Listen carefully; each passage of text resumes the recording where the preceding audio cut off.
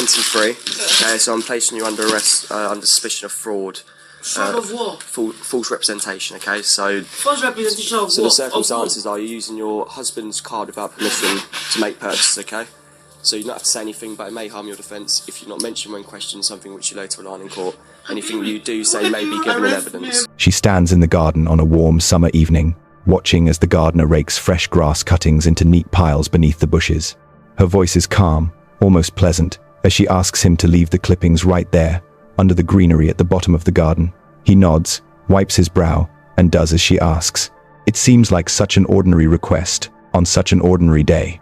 But beneath those grass cuttings, wrapped in black bin bags and stuffed inside a canvas holdall, lies the body of her husband, a man she once promised to love and cherish, a man she has now silenced forever. This is the story of Maureen Rickards, a 50-year-old woman from Canterbury, Kent, who murdered her husband Jeremy and then tried to make the world believe he had simply disappeared abroad. What you are about to hear is not just a story of murder, it is a story of manipulation. And the question we must all ask ourselves is this: how many warning signs were missed before it was too late? Maureen Rickards was born in April the year 1974, and for much of her life, she appeared to be an ordinary woman navigating the complexities of modern Britain. She lived in Canterbury, a historic cathedral city in Kent, a place known for its cobbled streets, medieval architecture, and quiet, respectable neighborhoods. To those who passed her on the street or exchanged pleasantries in local shops, there was nothing particularly remarkable about her. She was middle-aged, living in a shared house on St. Martin's Road, and she had been married to Jeremy Rickards for 27 years. On the surface, it seemed like a long, stable partnership, the kind that weathers storms and endures. But surfaces can be deceiving, and behind the closed doors of that Canterbury home, Maureen was not the partner she appeared to be. She was, according to prosecutors and those who later pieced together the evidence, a woman capable of sustained cruelty, a woman who controlled her husband through fear and violence, and a woman who, when that control was threatened, or when her anger boiled over, was willing to kill. What drives someone to become an abuser? Psychologists tell us that domestic violence is rarely about a single moment of rage. It is about power, about the need to dominate and control another person. It often begins subtly, a sharp word here, a dismissive comment there, and then escalates over time. The abuser learns that aggression works, that it silences dissent and keeps their victim compliant. And in some cases, the abuser may even record their own acts of violence, not out of remorse, but as a twisted form of validation or control. Maureen Rickards did exactly that. Maureen Rickards was 50 years old when she killed her husband. She had spent nearly 3 decades married to him. And yet, instead of growing closer over those years, instead of building a life based on mutual respect and care, she had created a prison for Jeremy, a place where he was constantly afraid, constantly hurt, and ultimately, fatally trapped. What was going on inside her mind during those years? What made her believe that violence was acceptable, that her husband's suffering was justified? These are questions that may never be fully answered. Maureen herself has offered no explanation, no expression of remorse, no insight into her motivations. She has remained silent, leaving others to try to make sense of the senseless. Maureen Rickards is not a name that will be remembered with sympathy. She is not a victim of circumstance or a tragic figure driven to desperation. Jeremy Rickards was 65 years old when he died, a man who had lived a full and varied life, who had worked hard, who had loved his family, and who, in the final months of his life, had become a shadow of the person he once was. He was a geologist by profession, someone who understood the layers of the earth, the slow processes that shape landscapes over millennia. But he could not have predicted the slow erosion of his own safety, the gradual collapse of his world under the weight of his wife's violence. Jeremy was not a large man, not someone who looked physically imposing. In the photographs that have been shared publicly, he appears gentle, perhaps a little weary, with the kind of face that suggests kindness and patience. He had a daughter, Chima, from a previous relationship, and he maintained contact with her, even as his life with Maureen became increasingly difficult. Chima would later play a crucial role in uncovering what had happened to her father. But in the months leading up to his death, she was kept at a distance, fed lies and half-truths by Maureen, who controlled the flow of information with practiced ease. Those who knew Jeremy in the community remember him as a quiet man, someone who kept to himself but who was always polite, always willing to exchange a few words if you stopped to chat. He was a regular at a local Wetherspoons pub in Canterbury, a place where he could sit with a drink and perhaps find a brief respite from the tension at home. It was in that pub, in mid-May the year 2024, that a member of staff noticed something troubling. Jeremy had visible bruising on his face, dark marks around his eyes and ears, and a large cut on his forehead. When asked what had happened, Jeremy offered a simple, unconvincing explanation. He had been in a car accident. The staff member accepted the answer, perhaps because it seemed easier than pressing further, perhaps because Jeremy himself seemed reluctant to say more. But there had been no car accidents. The injuries were the result of violence at home. Violence inflicted by the woman he had been married to for 27 years. In the weeks that followed, Jeremy's condition worsened. Housemates in the shared property where he and Maureen lived began to notice more and more signs of abuse. They saw him with fresh bruises, heard the sounds of shouting and hitting coming from the couple's room, and witnessed Jeremy looking increasingly frail and frightened. One housemate would later tell police that Jeremy had confided in him, saying that he was scared of Maureen, that she was angry with him. Another recalled seeing Jeremy so badly beaten that he looked as though he had been in a brutal fight. These were not minor injuries. They were the kind of injuries that should have prompted urgent intervention, that should have raised alarm bells. But Jeremy, like so many victims of domestic abuse, did not reach out for help. Perhaps he was ashamed. Perhaps he believed that no one would take him seriously. Perhaps he simply did not know where to turn. Jeremy Rickards was a man who deserved to live out his later years in peace, surrounded by people who cared for him, free from fear and pain. Instead, he spent his final months trapped in a relationship that was slowly destroying him, unable or unwilling to escape, and ultimately unable to survive.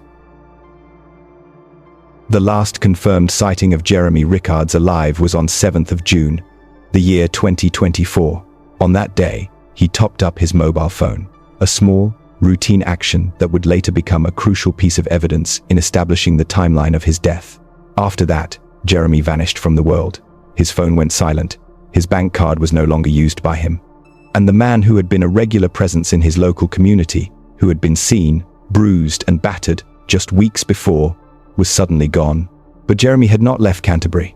He had not taken his own life in some distant country. He was still in the house on St. Martin's Road. Or rather, his body was. And the person responsible for his death was the woman he had lived with for nearly 3 decades. The woman who had promised to stand by him. The woman who had instead become his killer.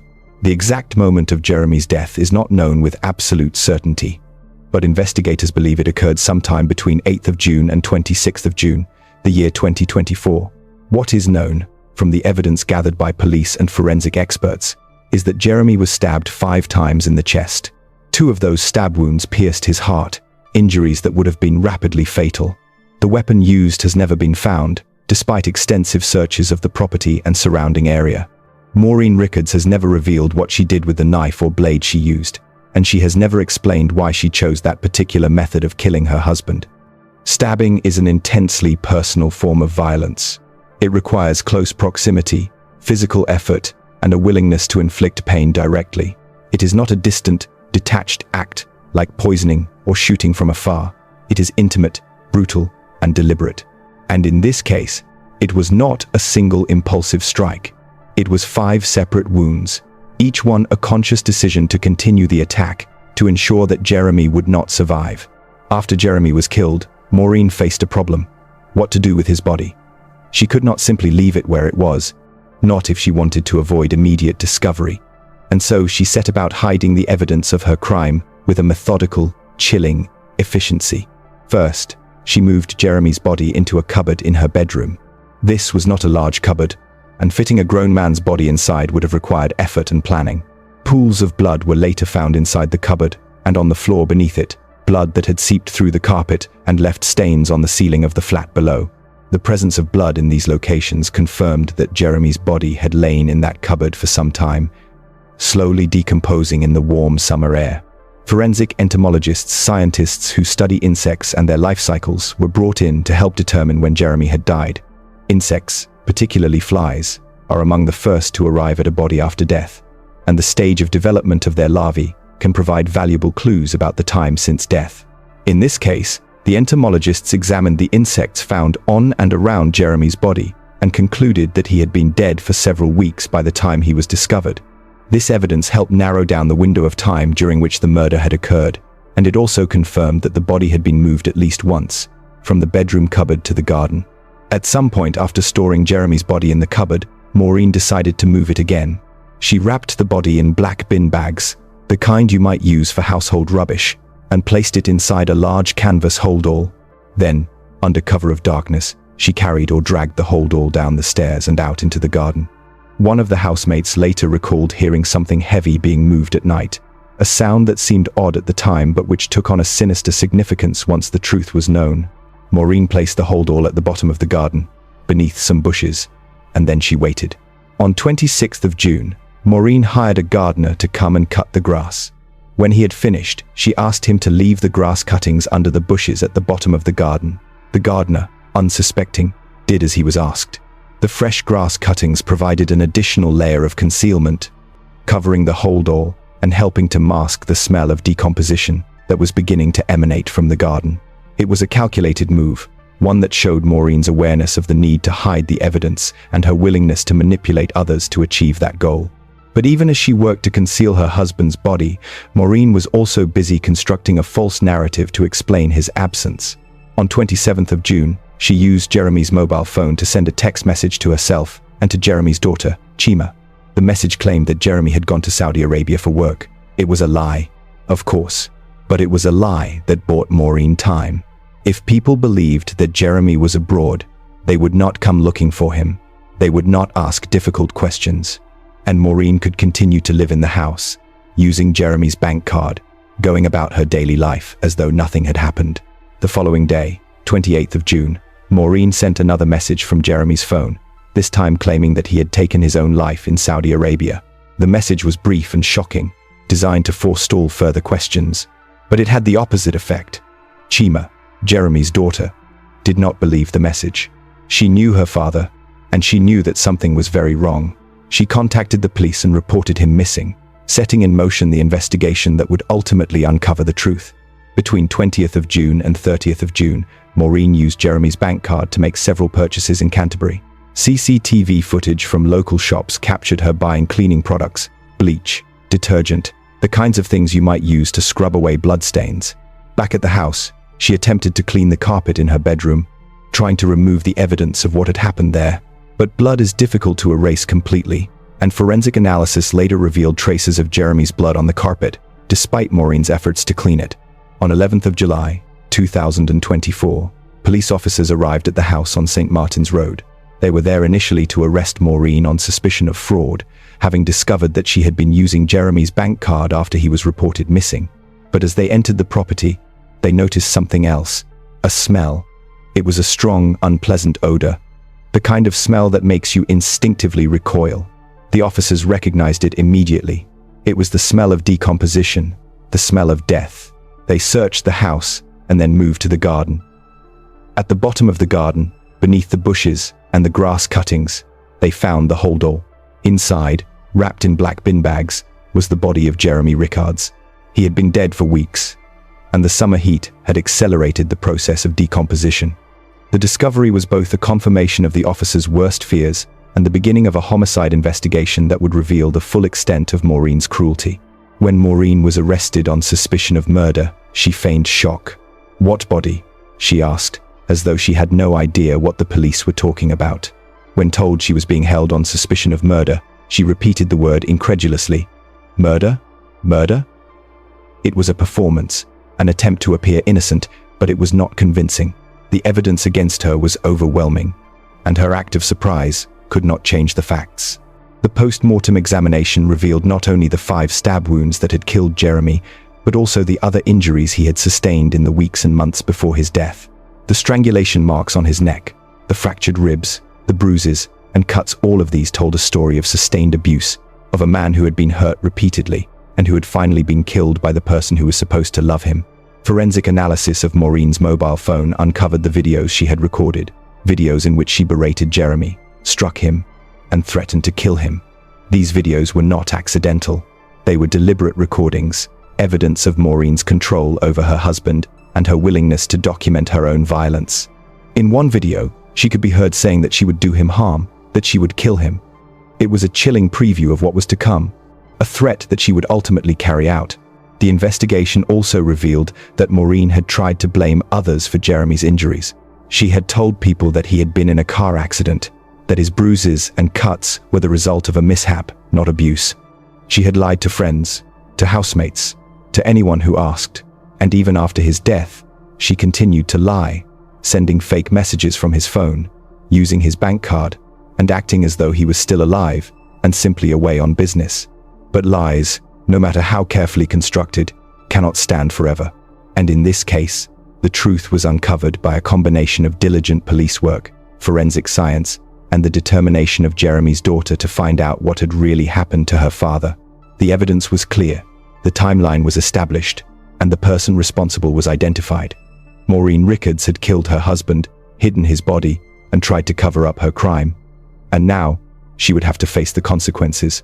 What detectives uncovered in that Canterbury garden was not just a body, but a story of cruelty, control, and ultimately, murder.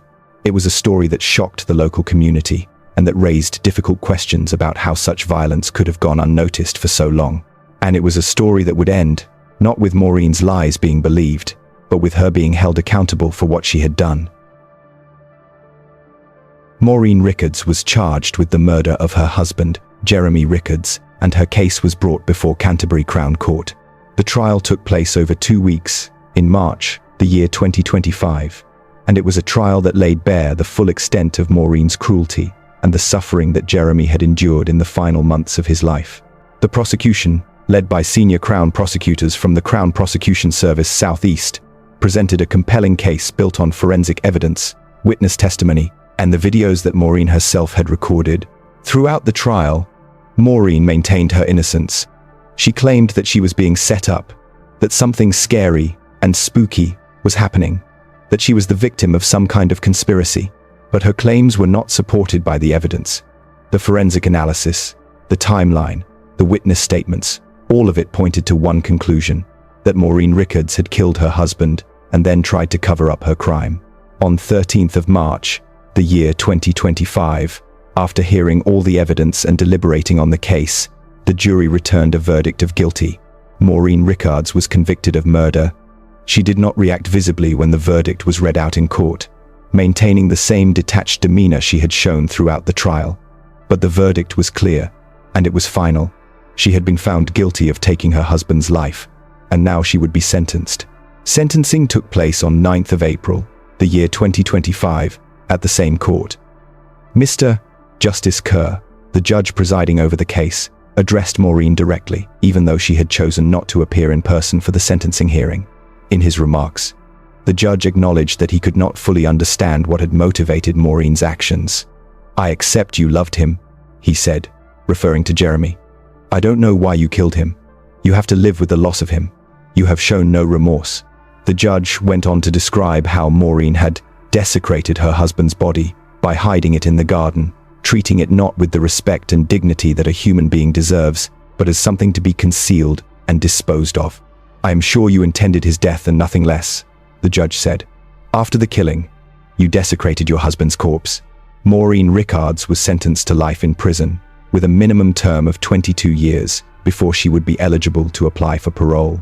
This means that she will be at least 72 years old before she can even be considered for release, and there is no guarantee that parole will be granted. A life sentence in the UK is exactly that, a sentence that lasts for the rest of the offender's life. Even if Maureen is eventually released on parole, she will remain on license for the rest of her life, subject to recall to prison if she breaches the conditions of her release. Maureen Rickards is currently serving her sentence in a women's prison in the UK. The specific facility has not been publicly disclosed, but it is likely to be one of the closed prisons that house women convicted of serious violent offences. Life in prison for someone serving a life sentence is highly structured and restrictive. Maureen will have limited contact with the outside world, and her daily routine will be governed by the rules and regulations of the prison system. She will have access to education and rehabilitation programs, but whether she chooses to engage with them remains to be seen. Given her refusal to show remorse or to take responsibility for her actions, it is unclear whether she will ever truly reflect on what she has done.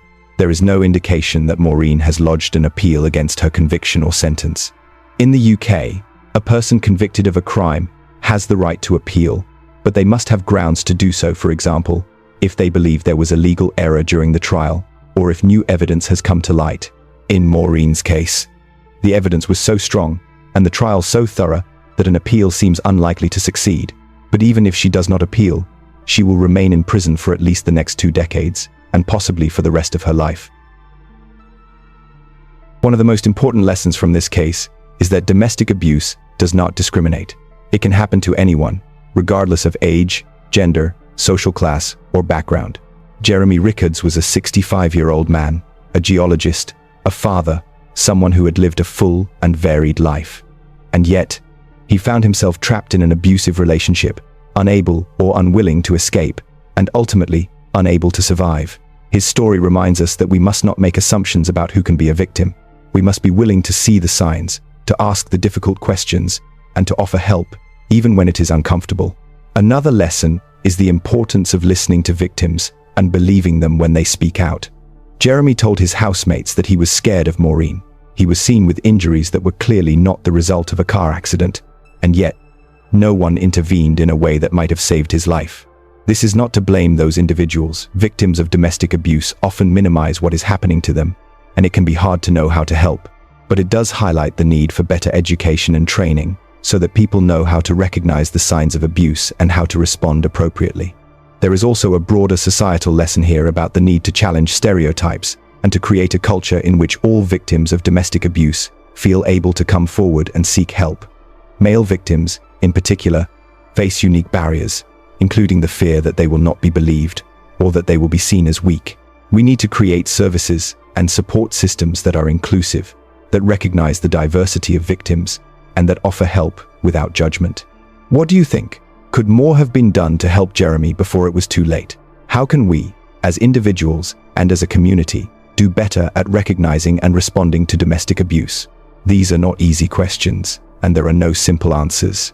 But they are questions worth asking, because the answers might just save a life.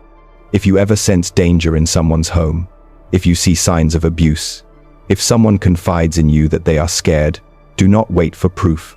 Trust that instinct. Reach out, offer help, make the call, because sometimes the difference between life and death is simply someone who cares enough to act. Thank you for staying with us through this difficult and deeply troubling story. If this story has affected you, if it has made you think about someone you know who might be in danger, please do not hesitate to reach out. In the UK, there are organizations that can help. The National Domestic Abuse Helpline, run by Refuge, is available 24/7 and can be reached at 0808 200 0247. For male victims, the Men's Advice Line offers support and can be contacted at 0808 801 0327. These services are confidential, and they are there to help, no matter who you are or what your situation is. If you found this video informative, if it made you think, or if you believe it is a story that others should hear, please consider liking this video and sharing it with your friends and family. The more people who are aware of the realities of domestic abuse, the more likely it is that someone will recognize the signs and take action.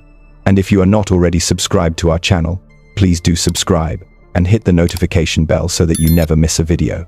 We cover true crime stories from across the UK, always with a focus on respect, accuracy, and the lessons we can learn. Finally, we want to leave you with a question, one that we hope will stay with you long after you have finished watching this video. What would you have done differently if you were in Jeremy's place? Or in Chima's place? Or in the place of the housemates who saw the signs but did not act? It is easy to judge from a distance, but much harder to know what we would do in the moment. And that is why these stories matter, because they remind us that we all have a role to play in creating a safer, more compassionate world. Thank you for watching. Take care of yourselves, and take care of each other. And remember, if you see something, say something. It might just save a life.